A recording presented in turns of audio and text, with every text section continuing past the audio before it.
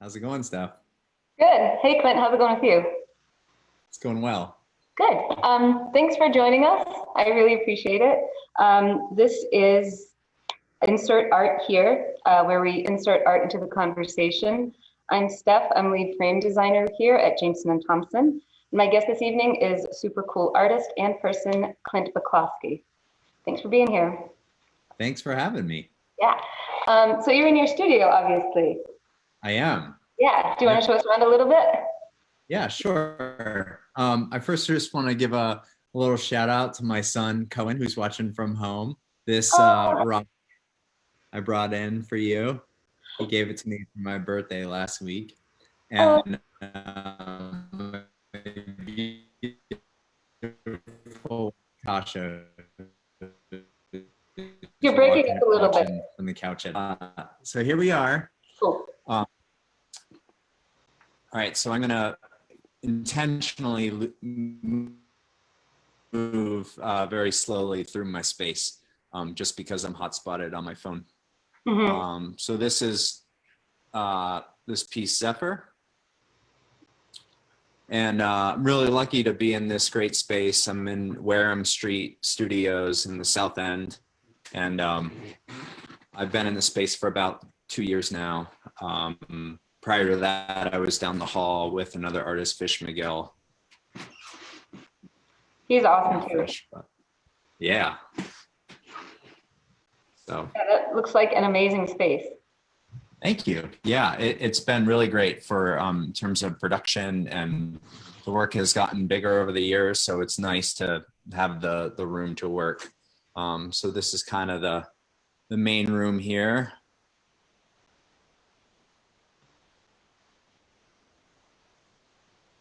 I got a little. Yeah.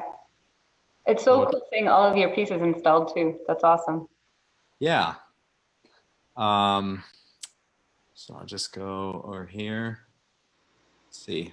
So this piece I'm walking into is titled Fringe, and it was the last exhibition that I did with Abigail Ogilvy Gallery in the South End. Yeah, I saw the press about it. I stupidly didn't see it in person, but it's amazing. I got a little corner of it here now in my studio, so well, you're welcome to stop by anytime this pandemic is over. Cool. So tell me about the piece, though. How did you make it? How'd you do it? I guess the short version. I don't know. Yeah, I had this idea of playing with the colors with the yellow piece of. There's 108 LED bulbs with this image of this pink church that was exposed to light from TSA. Actually, they opened my film box in front of me at LAX, and this piece of film was right on top, and another version of it was still used for the piece I have titled Pink Church. So this was the top sheet that got completely, ruined from light. So it was a chrome film, so E6 positive film, and when it's exposed to light, it produced a yellow haze over the film.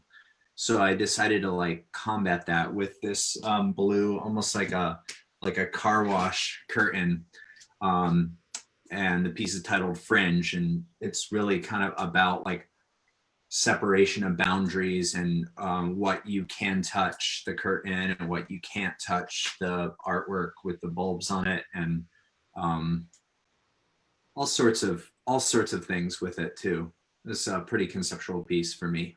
Yeah, I love that you have this nice little almost like a meditation room now. Something that you get to go to. It's beautiful. Thank you. I sometimes do just kind of sit in here and meditate. Yeah. And so I don't necessarily want to focus so much on the pandemic because there's a lot, but I'm interested to know what you've been doing while we've been on lockdown, with the acknowledgement that you don't necessarily have to be productive, but just sure. what you were working on. Yeah, I mean, I think like everyone initially, there was a state of shock and disbelief, and self-doubt of like what's going on, what's happening with my art, what's happening with my job. I work at Massachusetts College of Art and Design as staff member. So I, initially just kind of like had all these questions. So I was home for, the first month or so without even kind of coming in here. And certainly thinking about art, just not making it. I mean, my production kind of came to a halt. Both your frame shop and Adjective Art and Framing, the same company. Adjective is my fabrication shop. So they had a couple of pieces that were sort of halted in production, and as of today, they are back open. So I'm excited, at least for the progress of how that will turn out, and hopefully I'll get those pieces in the next couple of weeks and kind of get back to it. But it's absolutely surreal. I'm so lucky that I have a little house with a yard, and I've been spending a lot of my time in the garden, and I get way into perennial plants and things like that. So that's actually where I've been spending a lot of my like creative energy is just outside. And probably things that you wouldn't necessarily have time to spend on before. Yeah, it is kind of like, and initially I was just focused on every single article that was being published in the news and listening to NPR like constantly and trying to get updates. And then eventually I was like, this isn't helping, So I kind of stopped like a lot of it. And my wife has always been way more informed than I am about this stuff. So I mostly just get like the highlights from her each day. And like, I've been, I don't know, trying to distance myself a little from the everyday reality of it all. And, trying to like focus on just self-care, I guess. And you mentioned like we weren't able to get some of the supplies that you had wanted to. But what's been the hardest thing you think to adapt to? Yeah, I mean, I think in a way, like for a little while anyway, giving up my son is 5, so he's home 24/7, and it's been absolutely wonderful to like be home constantly with him. The last time that I've had this much time with him was my paternity leave when he was first born. So like it's been in a way like this incredible gift for me. I know it's like at the expense of everything else that is going on, but have felt like that has been silver lining. Oh, so that's there's certainly a benefit then there. Sure. Yeah. Yeah. And you mentioned that you worked at Mass Art. Were you able to keep maybe I'm being nosy, were you able to keep your job, or did you work from home? Yeah, thankfully I do have my job. Mass Art is the only public art school in the country, freestanding. So we are a state school, and it's a union position. So it's actually like an incredibly safe job in a way to have during this time right now. I run the print shop and the printers on campus, so it's been a difficult adjustment there because there's obviously little to no printing going on, although some stuff is starting to like pick up there. But yeah, so it's just kind of been like taking things like day to day and week to week, not really exactly sure like what's going to happen in the fall yet or anything. Yeah, so. Yeah, it's the uncertainty is really. It really plays on your head a lot. Right. Absolutely. Yeah. So, and I kind of just wanted to talk about your work in general. Your work really combines photography and light like equally. Your work couldn't exist one without the other. What medium did you fall in love with first? Oh, it was definitely photography. My dad had me attend a little photography class when I was, I don't know, maybe 10, 12. And I first got to see like how a darkroom print comes to light in a darkened, Yeah. room, and it was just like magic, you know, to a kid to be able to see that like image like stiffed up through the silver paper. I like that was like kind of initially when I first fell in love with it, and yeah, basically pursued it. Did you know my undergrad studies in advertising photography. I even did a post-bac at Bucknell, and then I did my master's at Mass Art. So it's been like pretty much a constant trajectory with photography as the underlying theme. What the other underlying theme has always been for me is film. I haven't really ever stopped shooting film. There's certainly some projects I've done digitally, but so I think it's that introduction to like film photography in, well, really from the time that I first started photo, but in undergrad at RIT, I studied advertising. So we would have our critiques on light tables. We would make 4x5 chrome images and cut a black mat out and put the image in, and then all the mats would line the light table, and that's how we would sit around and critique our work. So I kind of fell in love with this positive image. I mean, you can't actually get a resolution on an E6 chrome film. So it was just that initial, I don't know, awe, I guess, of that object that transitioned me to like want to work with transparencies more. The light bulb went off, as it were. Yeah. Yeah, I've since stopped shooting chrome film because it's very temperamental. That's And slide film, right? Like a fever yeah, crop? I shoot negative film now, Okay. which has much larger latitude when in terms of like your exposure, and when you go to scan in your film, you have a greater ability to push or pull. Yeah.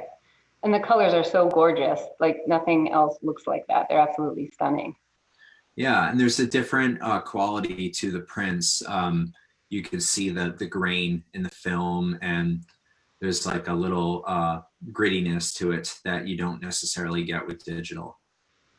So can you walk me through your process? And I'm interested to say, like, how do you decide how many lights you're going to have or how big they're going to be and the spaces in between? There's so many details, and I'm just, Sure. I mean, it started with the first piece, which I think you actually got to see at the Hallway Gallery in Jamaica Plain.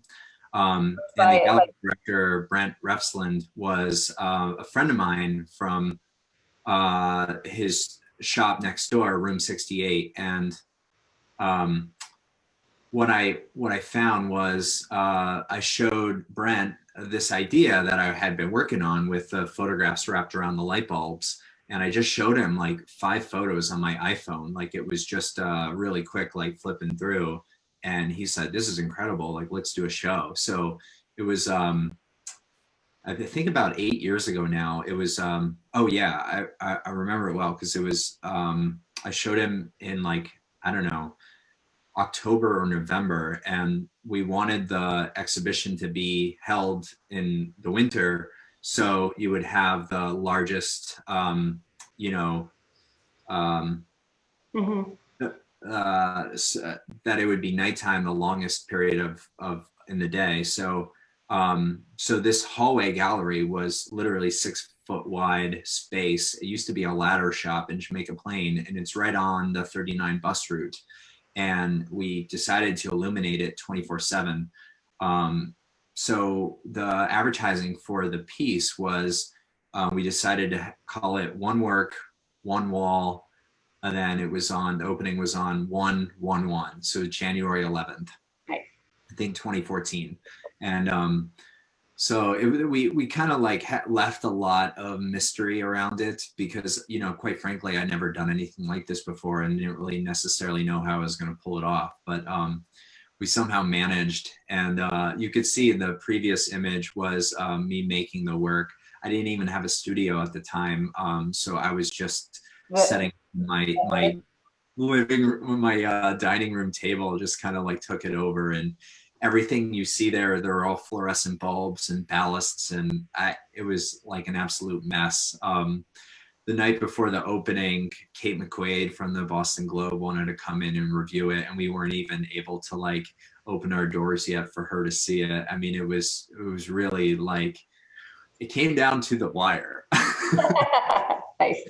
And now like I've learned so much from that process, and everything is LED, and it's much more streamlined, and so much like safer, electrically, chemically, you know, it's much greener process now.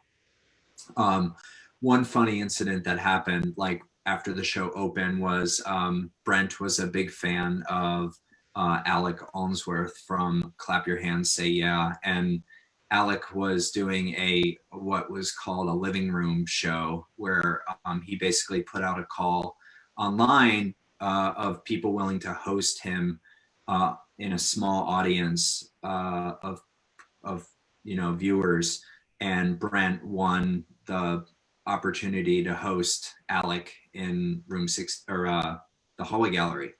So there's this great photo of Alec playing at the very end of my piece, and I was in the back absolutely terrified because these pieces were hanging by like leaves, and you can see in the hallway like it is crowded. I mean, it is packed, and like of course we told people like don't lean on the art, and that's like what people do when you settle into a show for a while. Like everybody was leaning on it, and I was in the background like biting my nails. Yeah. So anyway, nothing happened. It was an amazing night. One I certainly will never forget.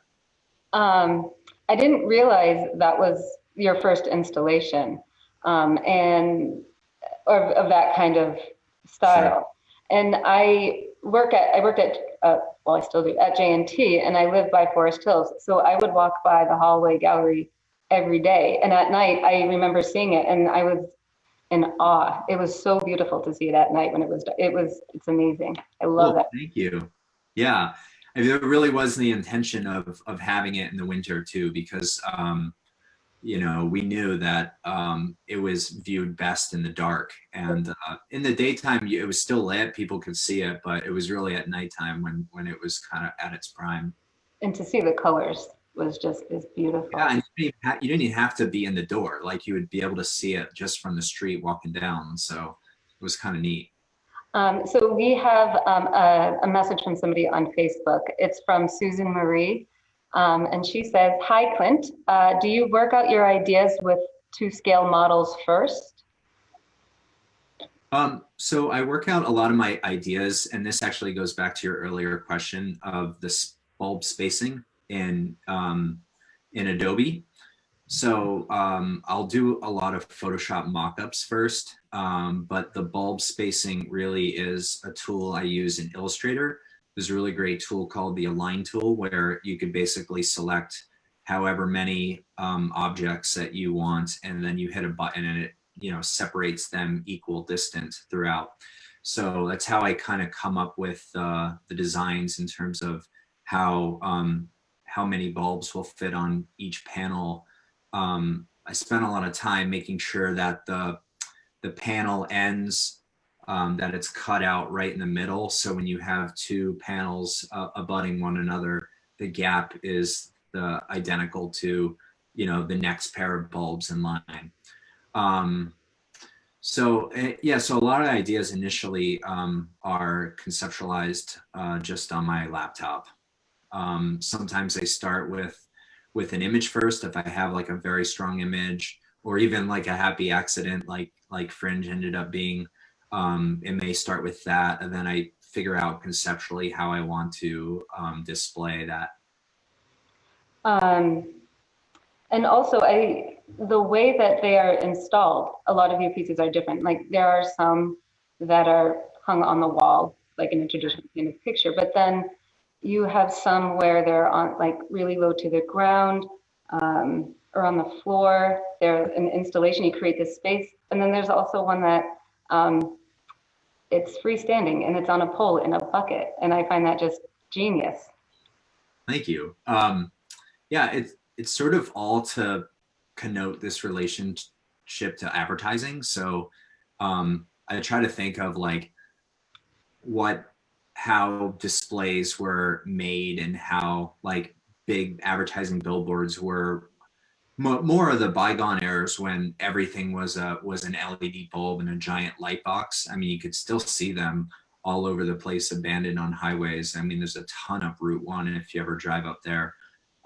Where, you know, today it's just the frame, which I think is super cool. It's like this giant frame with these bulbs that are still in there, and most of them would probably even light up if they were turned on. So it's this kind of the concept for the work is derivative of that advertising billboard display, and kind of from that I've taken this idea of wrapping the print around the tube and just kind of run with it. So I've been fascinated by these poles submerged in concrete lately to demonstrate like this temporary, sometimes permanent sign. You see them all over. I've been like kind of taking pictures on my phone as I see more of them. And so the concept of having one submerged in concrete and then the artwork kind of stuck on top was a fun one to make, and it's really precarious to assemble.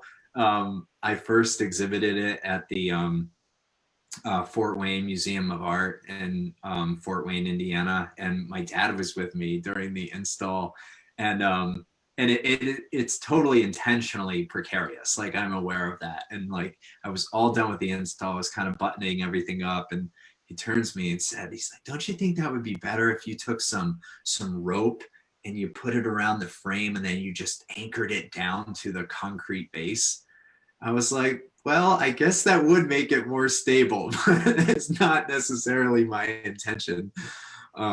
So that was kind of funny. That's funny.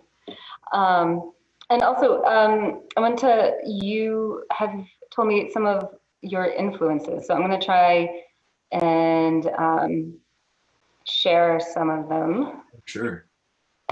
One sec. I thought I was going to do this seamlessly, and clearly I didn't.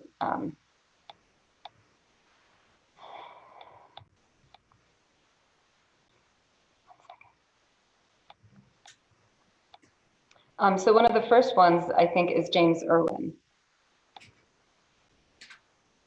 Robert Irwin. I'm so sorry. Quite all right. Yeah, I mean, there you go. Robert Irwin's been a huge influence of mine for a long time. And Mary Corse. That's interesting. I hadn't actually never heard of her. Yeah, they're both from the California Light and Space movement, and been influenced by them as well as many others. I saw Donald Judd there. Yeah. And then more locally, Elaine Buchholz was a professor of mine at MassArt. Actually, after grad school, I enrolled in her course titled "Lighting as a Sculptural Element," I think is the title. And yeah, and that was actually pre-light bulb work. So her course kind of like opened up a lot of other possibilities that I began working in different directions. I'm certainly influenced too by Abe Morell, was a former professor of mine. And then just some friends like Andrew Fish is a phenomenal painter in Boston, and we're constantly in contact about each other's art. And Garrett Gould, who's in this great building here as well, is a phenomenal sculptor. Nice. It's amazing that MassArt is, I studied photography there too a while before you did, but they have an amazing department, and everyone there, all of the professors were so fantastic, and just being in that environment is so generous with their time and resources. You know, as an alum who works at the college, they still let me take an 8x10 out anytime I want. And like Galen and Steve are just some of the best people there. Yeah. So what are you working on now? What are some projects that you have coming up? Yeah, I have a couple commissions in the works. I provided you with some images for, so I have a commission, or well, actually more of like a sale, I guess, of Oasis, which is the houseboat in Joshua Tree, or right outside Joshua Tree National Park in California. And that's going to be installed in a new kind of boutique resident hall called Bauer Residence in the Fenway. And more recently, I have a commission at the Dana-Farber Children's, Dana-Farber Cancer Institute at their new Chestnut Hill Mall location, opening, I think, in August, although that may be pushed back. That's a rendering that they created for me with the piece that they purchased. So the work is on one panel. It's titled After the Fall, and it's of a giant nor'easter that fell, and then this beautiful kind of sunset occurred on the snow afterwards. And this is the Dana-Farber piece. It is, yes. And then this is the Bauer residence. It's beautiful. It's perfect there. Thank you.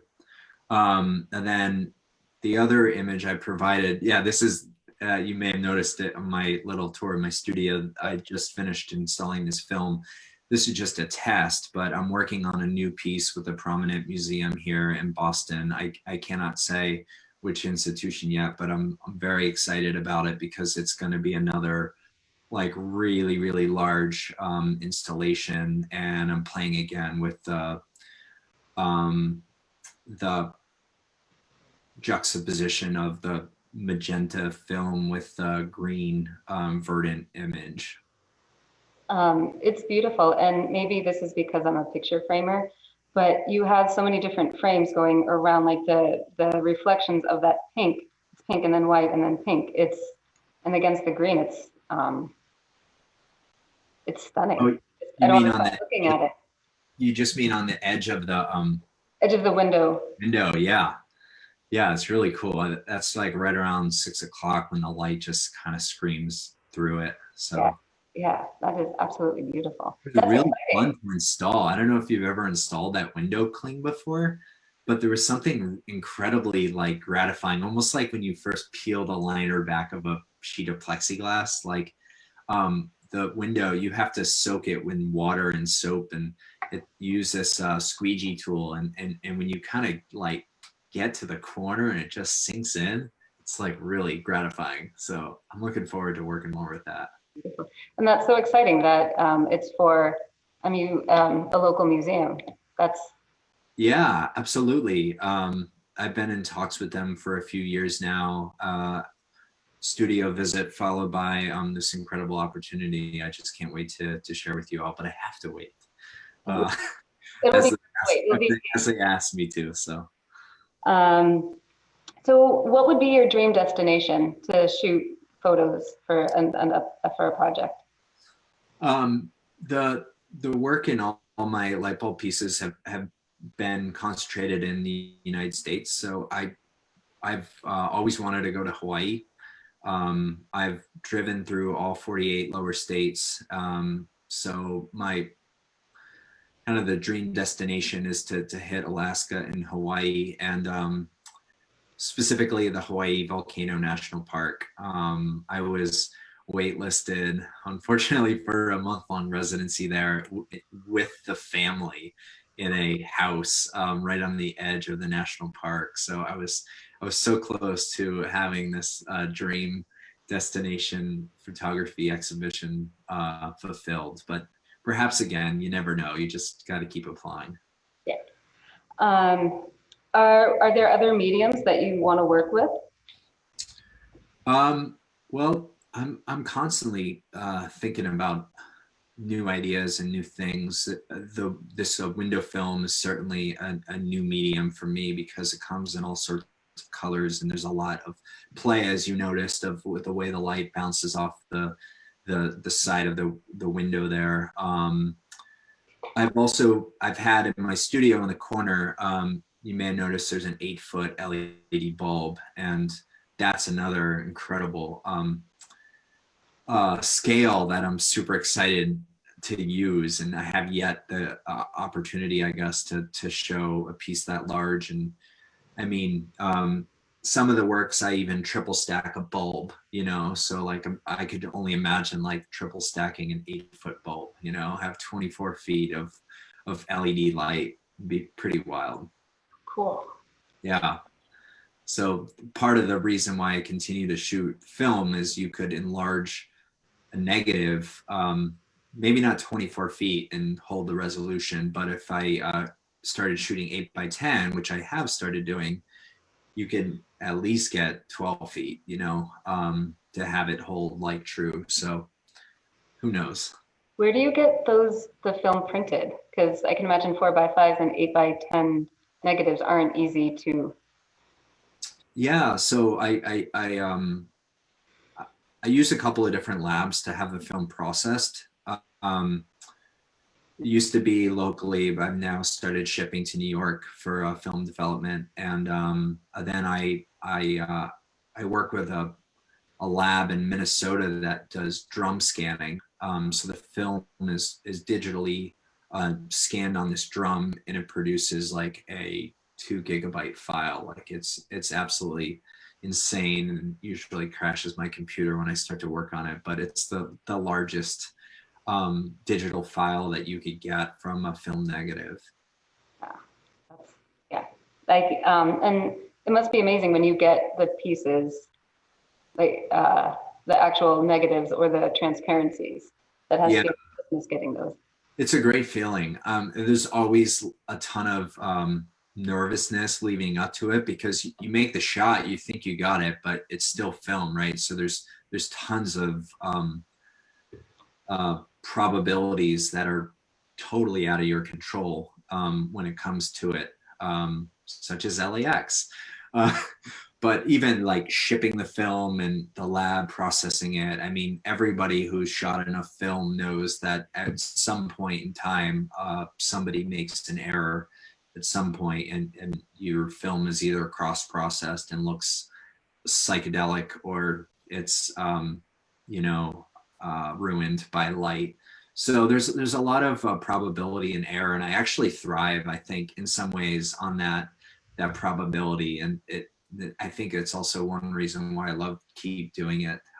Shooting film, there's an act of making pictures that way that's so slowed down and methodic that it's like like ritualistic about it, that I've never really deviated from it.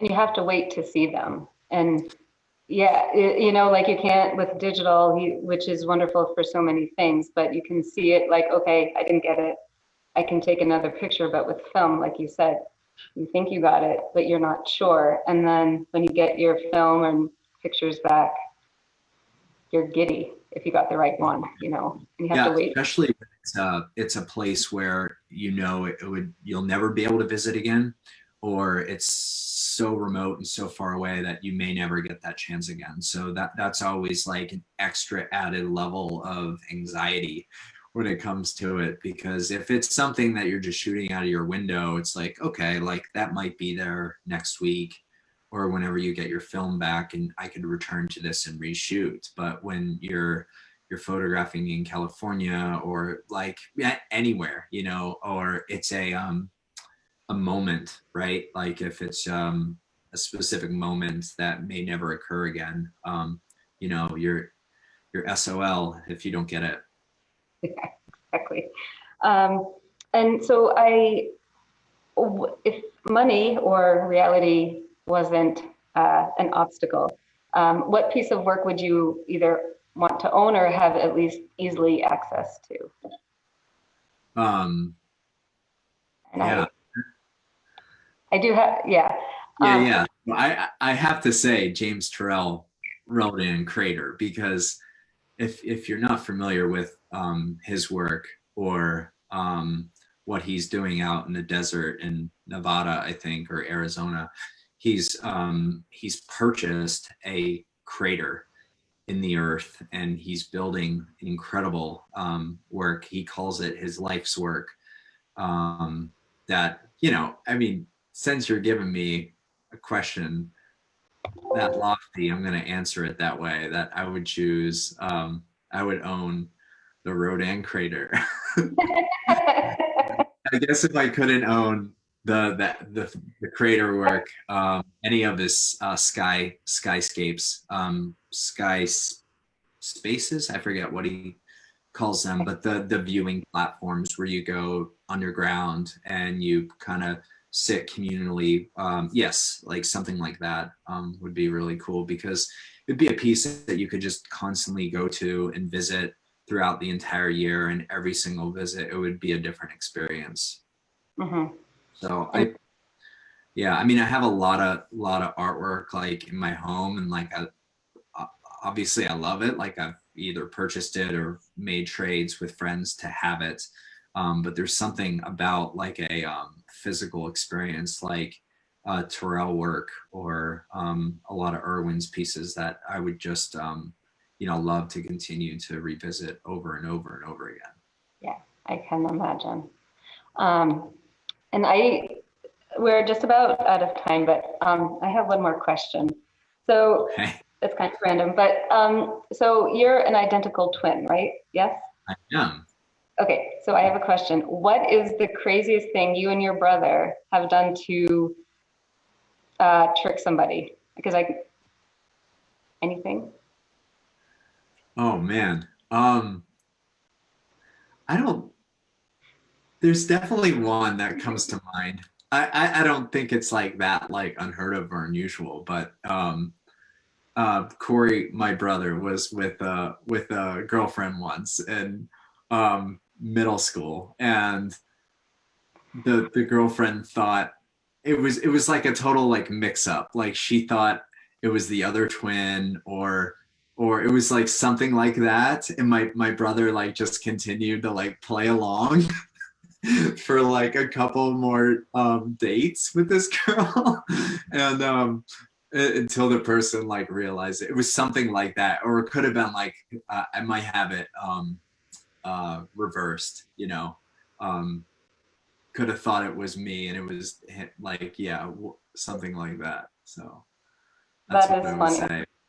That's It's pretty funny. wild It being seems, being a twin. So I can't even imagine. Yeah. Um, yeah. yeah, and the tricks that you could get up to, which I mean, I think that's funny, but also it's a bit mean, but that's also Have you ever seen Dan Graham's installations? They have one permanently on display at the Decortiva. So it's an outdoor piece where you have two people walk in between a pane, two panes of glass.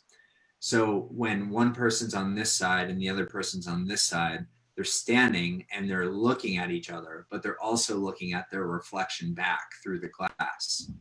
And I got to view the Dan Graham piece with my brother, and let me tell you, it was one of the most craziest experiences I've ever had viewing artwork. But like aside from that, like just with him, because he doesn't have glasses, and I think at the time he might have had a beard and I didn't, and it was like we positioned ourselves like perfectly so it lined up, and it's really cool. If you ever get to go, take a friend and figure out where the height meets, and just like be there for a few minutes, and it will blow your mind.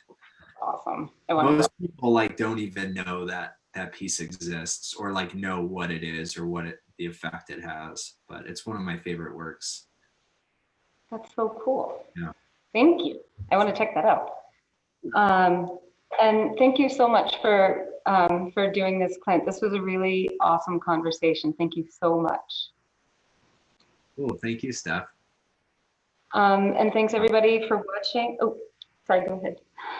Yeah. I was also going to just say like, thanks for tuning in and checking out this interview. So. And join us next week. Our guest is going to be collector and also a former curator and also a dear friend, Pam Alera.